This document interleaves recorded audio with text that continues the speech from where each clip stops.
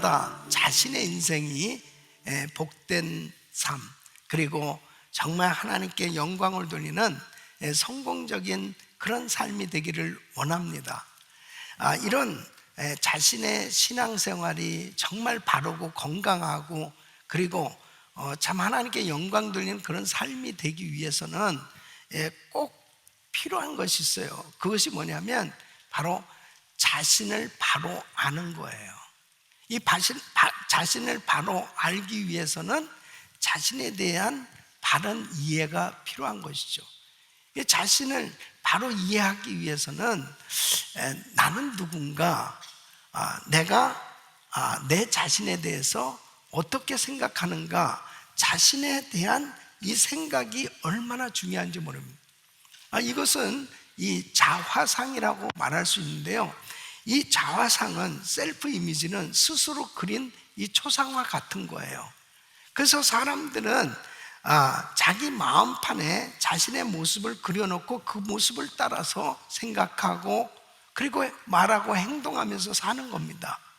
근데 여러분, 이 셀프 이미지, 자기 자화상은 자기에 대한 그 생각, 사람들은 누구나 다 자신에 대해서는 자기가 잘한다고 생각하죠. 그런데 정말 내 자신을 내가 잘 아는가 한번 생각해 보세요. 세 가지 관점에서 자신을 돌아볼 수 있어요. 그 첫째는 바로 내가 보는 나죠. 두 번째는 남이 보는 나예요. 세 번째는 하나님께서 보시는 나가 있어요. 그러면 어떤 관점이 가장 정확할까요? 그렇죠. 하나님께서 보시는 나가 정확한 거예요. 사람들은 생각할 때 다른 사람들이 나를 어떻게 볼까 굉장한 관심이 있어요. 그리고 자기 스스로도 자기에 대해서 잘 안다고 생각하고 있죠. 그런데 사실은 정말 하나님께서 나를 보시는 그 관점이 얼마나 중요한 건지 몰라요. 왜 그러냐? 바른 자아상, 이 셀프 이미지는 여러분 긍정적인 자아상일 수도 있고 부정적인 자아상도 있어요. 예를 들어 보면, 창세기 1장 27절에 보면 하나님이 자기 형상 곧 하나님의 형상대로 사람을 창조하셨다, 이렇게 말씀하세요. 그러면 하나님의 관점에서 나를 보실 때 어떻게 보시는 거예요? 하나님의 작품으로, 하나님이 가장 보배롭고 존귀한 인생으로 하나님께서 나를 만들어 주신 거예요. 그러면 이렇게 하나님이 나를 귀하게 여기시고 나를 존귀한 하나님의 자녀로 여겨주신다면 얼마나 내가 정말 귀한 존재냐 말이에요. 이것은 정말 좋은 자아상을 갖게 된 거죠. 그런데 이 세상을 살아가면서 사람들에게 상처를 받고 이 세상에서 시달리면서 악한 영향을 받음으로 인해서 이제 부정적인 이미지를 갖기 시작하고, 그리고 나는 정말 쓸모없는 인생이야, 나는 왜 이렇게 태어나야만 되는 거지? 라는 부정적인 생각을 가지고 자기를 바라보는 이 부정적인 셀프 이미지를 갖는다면, 여러분, 이 긍정적인 자아상과 부정적인 자아상은 그 삶에 엄청난 큰 차이를 가져다 주는 걸 보게 됩니다. 우리가 신앙생활하면서 그렇습니다. 하나님이 우리에게 다 주셨지만 이 부정적인 자아상을 가졌느냐 긍정적인 자아상을 가졌느냐는 너무나 중요한 거예요. 여러분들은 여러분 자신에 대해서 어떻게 생각하십니까? 여러분은 정말 긍정적인 자아상을 가지셨는지, 부정적인 자아상을 가지고 신앙생활을 하고 있는지 오늘 한번 잘 살펴보세요. 오늘 이 본문 말씀이 그렇습니다. 바로 오늘 말씀은 우리가 살아가면서 갖게 된 이 잘못된 자아상을 회복시켜 주시는 놀라운 메시지가 있어요. 다윗 왕이 왕이 됐습니다. 다윗이 왕이 됐어요. 이 왕이 되고 난 다음에 생각해 보니까 요나단에게 너무 감사한 거예요. 요나단과 의형제를 맺었지 않습니까? 이 요나단의 아버지가 사울 왕이에요. 요나단이 아니었으면 다윗은 벌써 죽었어요. 요나단이 얼마나 자기를 보호해줬는지 몰라요. 사울이 몇 번씩이나 죽이려고 그랬을 때 그 위기를 정말 넘길 수 있었던 것도 요나단의 도움 때문이에요. 그리고 요나단이 그렇게 자기를 사랑했어요. 원래는 요나단이 왕이 돼야 되는 거죠. 그럼에도 불구하고 다윗이 왕이 됐거든요. 그러니까 요나단으로 인해서 이제 내가 이렇게 왕이 됐는데 이제 요나단의 집안을 은혜를 갚아야 되겠다 이런 생각이 든 거죠. 그래서 자세히 알아보라고 그러니까 요나단의 아들 무비보셋이 살아있다는 거예요. 그 무비보셋을 데려오라고. 그러면서 무비보셋을 정말 회복시켜주는 내용이거든요. 그 무비보셋은 이제 사울 왕가가 완전히 몰락할 때 유모가 이 어린 무비보셋을 데리고 피난하다가 떨어뜨렸어요. 그 다리를 다쳤습니다. 그 다리에 장애를 가지고 숨어서 처참한 신세로 지내고 있던 그 무비보셋을 이제 완전히 회복시켜주는 왕자로 모든 것을 다 주면서 회복시켜주시는 내용이거든요. 여기서 다윗은 하나님을 상징하는 거예요. 이 무비보셋은 상처받은 우리를 상징한다고 볼 수 있어요. 다윗을 통해서 무비보셋을 회복시켜 주신 것처럼 오늘 이 말씀을 통해서 저와 여러분을 회복시켜 주시는 은혜가 있기를 바랍니다. 어떻게 회복될 수 있을까? 다윗은 어떻게 무비보셋을 회복시켜 주었는가? 첫째는 무서워 말라. 이 무비보셋에게 무서워 말라고 말씀을 합니다. 7절 말씀 보면 다윗이 가로되 무서워 말라. 무비보셋이 숨어 지내면서 너무 두려움 가운데 무서움에 떨면서 살았어요. 잡히면은 내가 드러나면 나는 죽을 수도 있다는 그런 두려움 가운데 살고 있었습니다. 그런데 이제는 두려워하지 말라는 거예요. 무서워하지 말라는 거예요. 너의 모든 신분과 모든 것을 다 회복시켜 줄 테니 무서워 말라는 거예요. 우리 예수님께서 부활하시고 난 다음에 제자들에게 나타나셨는데 이 제자들이 두려움에 사로잡혀 있었습니다.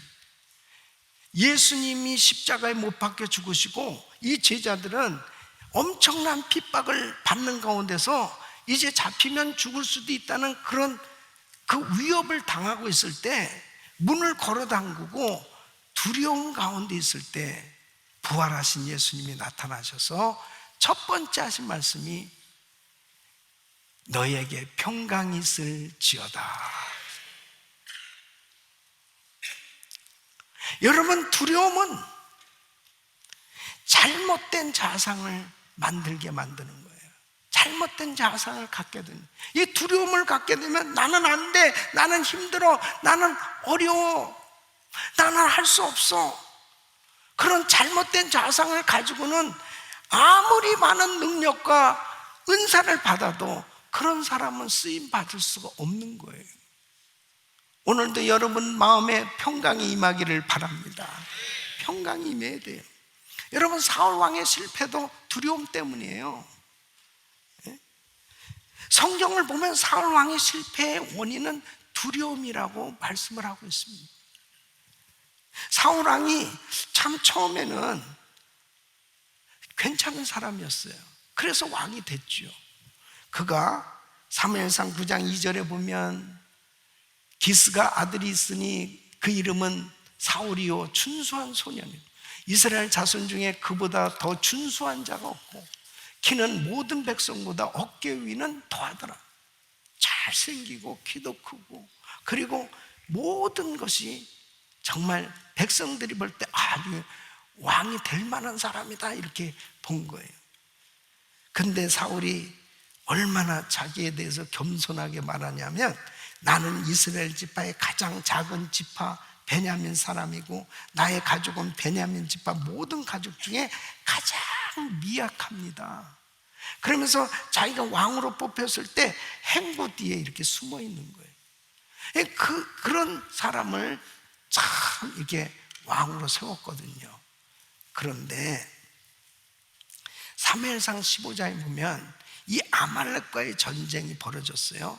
그때 이제 하나님이 승리하게 해주셨는데 아말렉 족속을 다 멸하도록 했어요.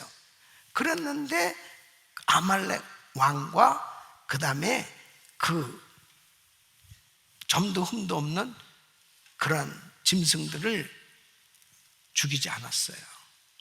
그랬더니 왜 그랬느냐고 그랬더니 뭐라고 그랬냐면 백성이 두려워서 그렇게 표현합니다. 환경을 바라보고 사람을 자꾸 바라보게 되니까 하나님 앞에 순종이 잘 안 돼요. 그러면서 이 두려움이 어느 날부터 생겨지기 시작합니다. 다윗을 바라보면서도 아니 자기 사위까지 삼았으면서 두려운 마음이 생겨진 저것이 나를 해하고 왕으로 세우는 거 자기 왕이 되는 거 아니야? 막 이 두려움 사람을 믿지 못하는 거예요. 이 블레셋과의 전쟁에서도 이 골리앗과의 전쟁에서도 그 골리앗에 대해서 두려움이 있었습니다. 전쟁해보기도 전에 두려운 거예요. 안 되는 거예요. 예? 나중에는 결국 신접한 무당을 찾아가는 거예요. 왜? 나의 앞날이 어떻게 될까?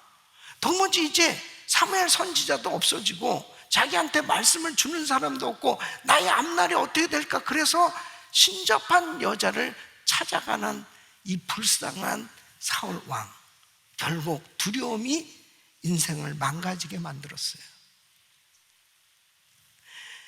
지금 여러분 마음 가운데 어쩌면 이 경제적인 두려움, 질병에 대한 두려움, 자녀 교육에 대한 두려움, 또 앞날에 대한 두려움, 만약 이러한 두려움을 사단이 가져다 준다면 바로 여러분은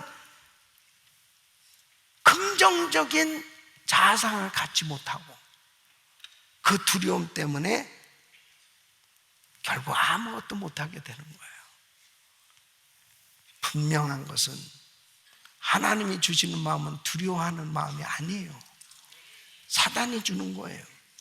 그래서 디모데후서 1장 7절에 보면 하나님이 우리에게 주신 것은 두려워하는 마음이 아니요 오직 능력과 사랑과 근신하는 마음. 두려움을 물리치시길 바랍니다.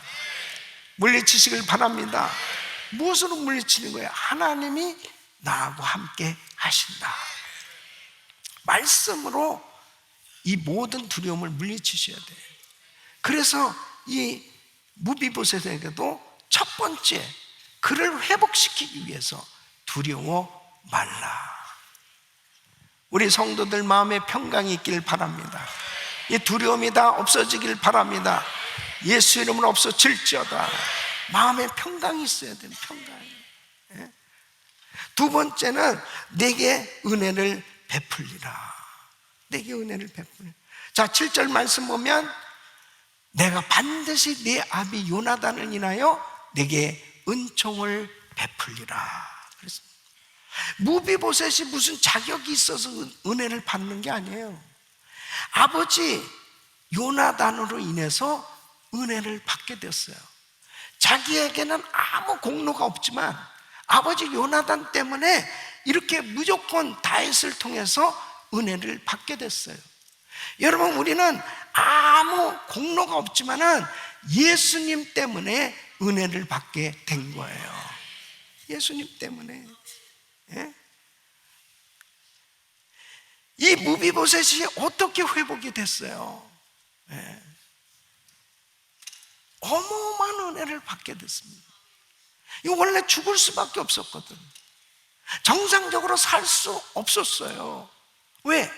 당시 죄인으로 낙인이 찍혔기 때문에 이 집안이 다 몰락했어요. 낙인이 찍혔어요. 그런데 바로 아버지 요나단으로 인해서 다윗 왕이 내게 은혜를 베풀리라. 예. 이것은 바로 예수 그리스도께서 십자가를 지심으로 인해서 나는 영원히 저주받아 지옥 갈 수밖에 없던 그런 인생이었는데 그 예수님의 피공로로 인해서 구원받게 된 줄로 믿습니다. 그래서 에베소서 2장 8절로 9절에는 너희가 그 은혜를 인하여 믿음으로 말미암아 구원을 얻었나니 이것이 너희에게서 난 것이 아니요 하나님의 선물이라. 행위에서 난 것이 아니니 이는 누구든지 자랑치 못하게 하려 함이니라. 여러분, 왜 은혜를 못 받느냐? 인생의 가장 밑바닥에 깔려있는 잘못된 고정관념이 있어요. 아, 나는 죄인이요, 나 같은 것이 무엇을 할 수 있을까요? 아니, 내가 어떻게 이렇게 쉽게 천국에 갈 수 있겠어요? 나는 안 돼요, 힘들어요, 어려워요. 이런 잘못된 고정관념이 있어요. 내 능력으로, 내 공로로 천국 가는 게 아니에요. 예수님 때문에 가는 겁니다. 나는 아무 자격이 없는 사람. 그런데 바로 주님의 은혜로, 그냥 거저주시는 은혜로 이렇게 하나님 자녀가 된 거예요. 자, 무비보셋 한번 생각해 보세요. 무비보셋은 제대로 걸을 수 없을 만큼 그런 장애를 얻고 패망한 왕주의 후예였고 목초가 없다, 거처지가 정말 황무지 같은 그런 초라한 그런 삶이었어요. 그래서 8절에 보면 그는 자신에 대해서 이렇게 표현합니다. 저가 절하에 가로되 이 종이 무엇이간데 왕께서 죽은 개 같은 나를 돌아보시나이까. 이렇게 셀프 이미지가 완전히 망가졌습니다. 죽은 개라는 거예요. 예? 죽은 개 같은 저를 어찌 돌아보십니까? 예? 그런데 내가 내게 은총을 베풀리라. 죽은 개 같은 이 무비보셋을 왕자로, 정말 엄청난 축복 아니겠어요? 완전한 신분의 변화를 허락해 준 줄 믿습니다. 우리가 그런 은혜 받은 거 아니에요. 우리가 영원히 죄로 인해서 지옥 갈 수밖에 없었는데 내가 어떻게 이렇게 하나님 자녀가 됐냐고요. 내가 어떻게 이렇게 천국 백성이 됐냐고. 이게 하나님의 은혜 아닙니까? 그래서 은혜 받아야 됩니다, 여러분. 은혜를 받아야 돼요, 은혜를. 그래야 내가 누군지를 안 되니까. 그렇지 않으면 맨날 죽은 개 같은 나를, 죽은 개 같은 나를, 맨날 그러는 거예요. 죽은 개 같은 나를. 자기가 죽은 개래, 죽은 개. 그 쓸모없다는 거 아니에요. 예? 쓸모없는.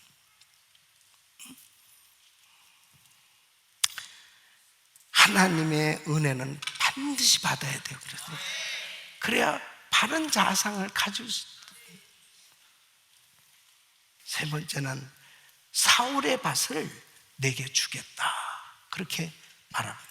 그래서 7절 말씀 보면 내가 내 조부 사울의 밭을 다 내게 도로 주겠고, 이것은 축복의 계승을 의미하는 거예요. 사울 왕에게 있는 모든 축복된 것을 다 주겠다는 거예요.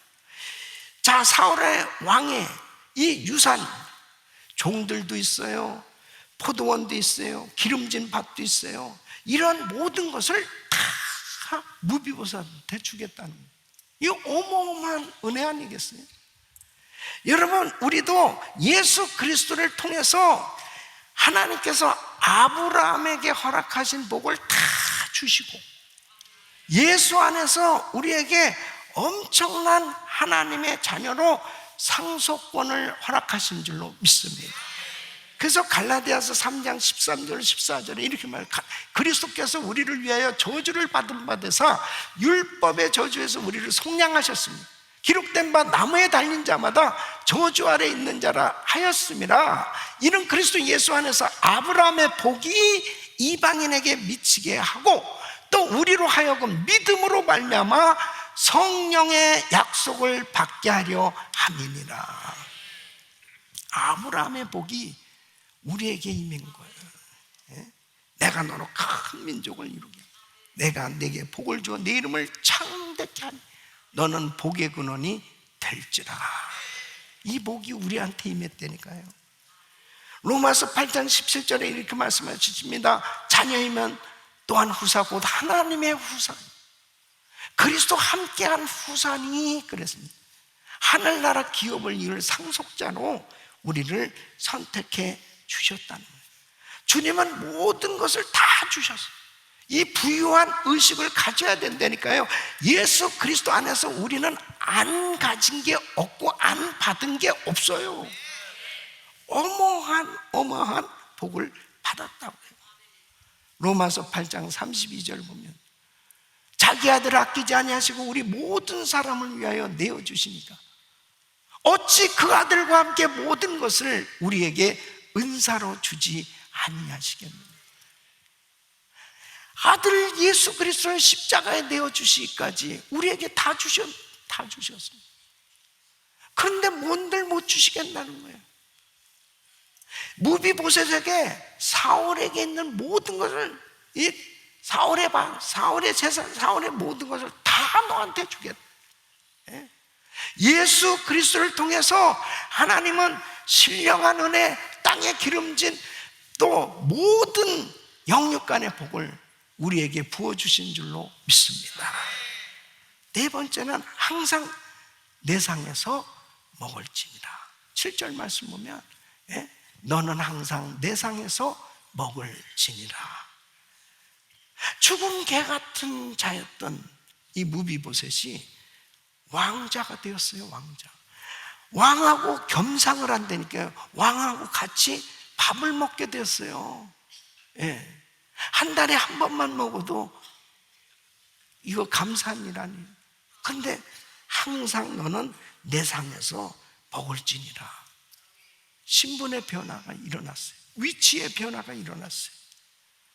너는 더 이상 죽은 개 같은 그렇게 쓸모없는 인간이 아니야. 너는 정말 존귀한 왕자야, 왕자. 여러분, 로마서 8장 15절에 이렇게 말씀합니다. 너희는 다시 무서워하는 종의 영을 받지 아니하였고 양자의 영을 받았으므로 아바, 아버지라 부르짖느니라. 하나님을 향해서 무서운 하나님, 두려운 하나님, 그냥 종의 신분으로 무서워하는 종이 아니에요. 우리 하나님은 나의 아버지예요. 그래서 그냥 기도하면서 아바지, 그러면 너무 행복한 거예요. 그냥 쫙 풀려집니다. 아바지, 한번 해봐요. 아바지. 야, 아들아, 딸아, 내가 너를 안다. 엄청난, 매일 식탁에 우리와 함께하고 계신 거 아니에요, 주님? 이 신분의 변화, 소유의 변화가 일어났어요. 아담과 하와가 다 잃어버렸던 거 예수 그리스도를 통해서 다 얻게 됐어요. 그래서 고린도후서 8장 9절에 이렇게 말씀합니다. 우리 주 예수 그리스도의 은혜를 너희가 알거니와 부유하신 자로서 너희를 위하여 가난하게 되심은 그의 가난함을 인하여 너희로 부유케 하려 하심이니라. 예수님께서 가난하게 사셨던 이유가 다 있었어요. 예수님께서 십자가에서 고통을 받으셨던 이유가 다 있었어요. 그것은 예수 믿는 저와 여러분을 위해서 그리스도 안에서 하나님의 자녀들이 영육 간의 부유함을 누리도록 하시기 위함이었어요.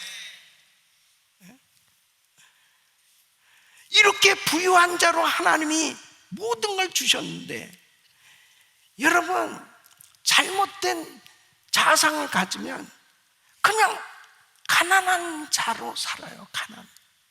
그냥 가난한 거야. 그래가지고 자기를 위해서 쓸 줄도 모르고, 남을 위해서 베풀 줄도 모르고, 하나님을 향해서 드릴 줄도 모르고, 그냥 가난해. 나는 가난해. 그래서 이째째, 김째째, 박째째, 그냥 가난하게 사는 거야. 그냥 나는 없어. 맨날 없대. 맨날 없어. 시간도 없고 물질도 없고 아무것도 없어. 근데 어떻게 이렇게 살아? 어떻게 살아? 맨날 없다는 게 뭐야? 하나님이 시간도 주셨고 물질도 주셨고 모든 거 다 주셨어요. 영원한 생명을 주셨어요. 우리의 처소는 이제 이 땅이 아니에요. 이 세상은 잠시 살다가 가는 임시 처소예요. 우리를 위해서 영원한 처소가 준비되는 줄 믿습니다. 그래서 요한복음 14장 1절로 3절에 이렇게 말씀합니다. 너희는 마음에 근심하지 마. 하나님을 믿으니 또 나를 믿으라. 내 아버지 집에 거할 곳이 많다. 그렇지 않으면 너희에게 일렀으리라. 내가 너희를 위하여 처소를 예비하러 가노.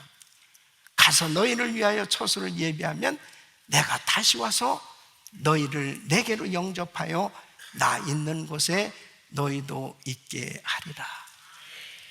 우리는요, 죽는 게 아닙니다. 육신적으로 이제 죽음이라는 것은 영과 육의 분리잖아요. 근데 진정한 나는 바로 영이에요. 영혼이에요. 죽는 그 순간에 그 나의 영혼이 영원한 천국에 입성하게 된다면 그것은 슬픈 일이 아니잖아요. 그거야말로 이제 진짜 아버지 집에 가는 거잖아요. 그러니까 이 땅에서의 삶이 시시하게 살면 안 돼요. 우리는 왕자요, 공주요. 우리의 신분 자체가 변화가 이렇게 일어났어요. 그뿐만 아니라 예수 안에서 우리에게 모든 걸 다 주셨어요. 누리고 살아야 돼요. 하나님의 나라를 위해서 멋지게 살아야 돼요. 우리의 처소의 변화가 일어났어요. 영원히 살 그 천국이 우리한테 준비되어 있는데 왜 내가 없던 사람처럼 그렇게 시시하게 삽니까? 왜 그렇게 불쌍하게 삽니까? 우리가 무슨 짐승입니까? 죽은 개 같은 나라고 표현한 이 무비보셋을 왕자로 이렇게 회복시켜 주신 것처럼, 여러분, 저와 여러분은 죽은 개가 아니에요. 위대한 하나님의 자녀들입니다. 멋지게 살아야 됩니다. 우리에게 은혜를 주신 하나님 감사합니다. 감사합니다. 할렐루야, 감사합니다. 여러분의 자상은 어떻습니까? 여러분에 대해서 어떻게 생각하고 계세요? 하나님이 여러분을 보시는 여러분이 정확한 거예요. 절대로 자기 스스로, 또 남이 자기를 볼 때 어떠고 저쩌고가 아니에요. 하나님이 나를 보실 때 너는 보배롭고 존귀한 내 자녀야. 그렇게 하나님이 나를 보시면 되는 거 아니에요? 우리 사랑하는 성도 여러분, 용기를 가지고 이제 바른 자상을 가지고 하나님 나라를 위해서 아름답게 사는 그런 복된 인생 되시길 예수 이름으로 축원합니다.